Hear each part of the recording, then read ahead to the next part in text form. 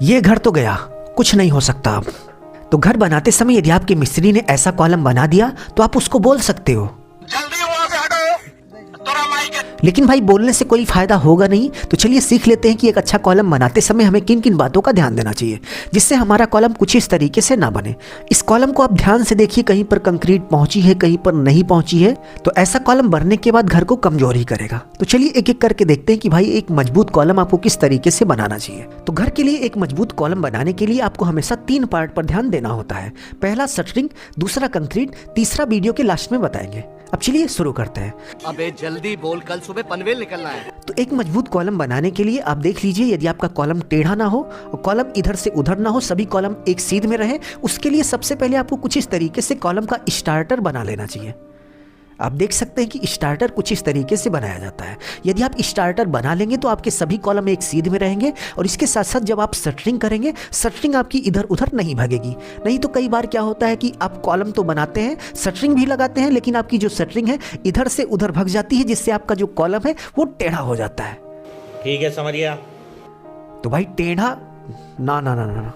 तो आपको इस तरीके से स्टार्टर बना लेना है। स्टार्टर बनाने के बाद नेक्स्ट स्टेप में आपको कुछ इस तरीके से शटरिंग में ऑयलिंग करनी है। ऑयलिंग करने से ये होगा कि जब आप कॉलम की डिशटरिंग करेंगे तो बहुत ही आसानी से शटरिंग एक दूसरे से अलग हो जाएगी और कॉलम बहुत ही प्लेन बनकर तैयार होगा।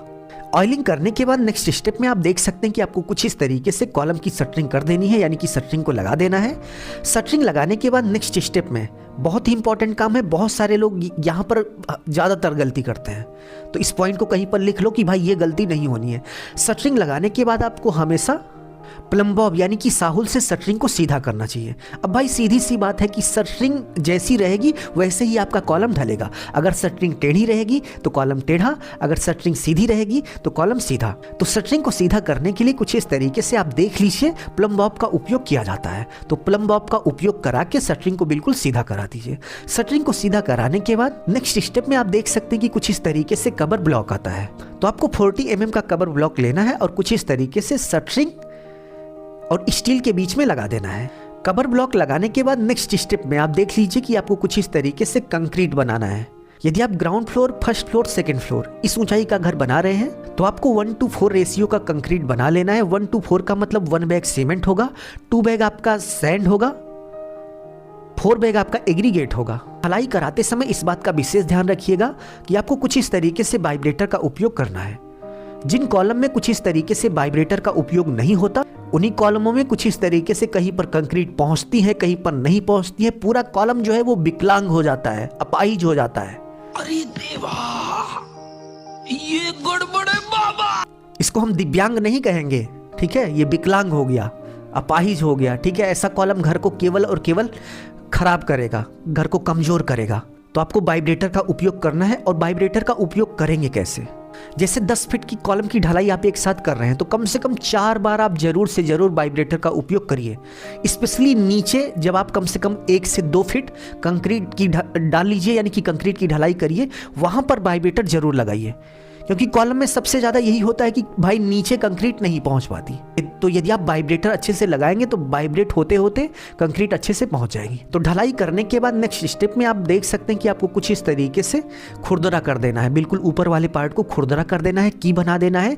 की बनाने के बाद नेक्स्ट स्टेप में 24 घंटे बाद आपको कॉलम के पास आना है और पूछना है कि भाई कॉलम कैसे हो, मतलब डिशटरिंग कर लेनी है। डिशटरिंग करने के बाद यानी कि जो शटरिंग आपने की हुई थी उसको निकाल लेना है। डिशटरिंग करने के बाद आपको कॉलम को कपड़ा पहनाना है। कपड़ा कौन सा होगा? इस तरीके से जो जूट का बैग आता है, इसको कुछ इस तरीके से पूरे कॉलम पर लपेट देना है। चाहे ठंडी का मौसम हो चाहे गर्मी का मौसम हो, आपको लपेट देना है। अगर कॉलम बोल रहा है कि भाई मुझे बहुत गर्मी लग रही है, फिर भी नहीं मानना है, ठीक है, पूरा एकदम लपेट देना है। लपेटने के बाद आपको कुछ इस तरीके से कॉलम को नहलाना है, यानी कि क्यूरिंग करनी है।